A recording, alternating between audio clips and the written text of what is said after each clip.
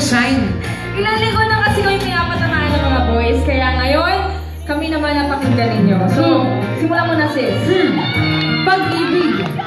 Yeah, sabi nga ng aking mahal na si Gerald Napoles. Isa itong pakiramdam na mahiwaga. Di rin.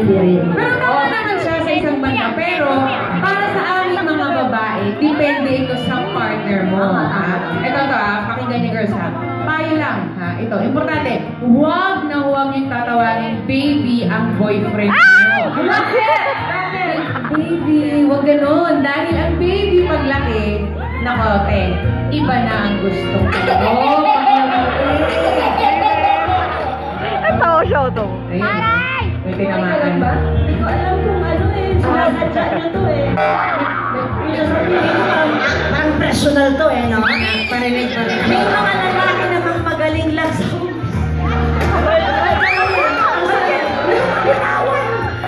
pero parang nagkaka-amnesia kapag nakakita na ng magaganda. Yun ang masakit doon eh. Yun yung binitawan ko eh. Kapag nakakita na magaganda, nakakalimutan na nilang may mga girlfriend sila.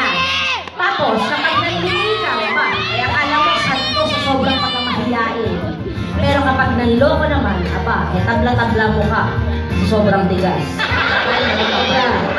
Nasabi ko yung ligaya dati. Ang mga lalaki daw parang buwan. Ako na naman. Kasi yung buwan. Hindi kasi nawawala nga pagdating daw ng araw. Kaya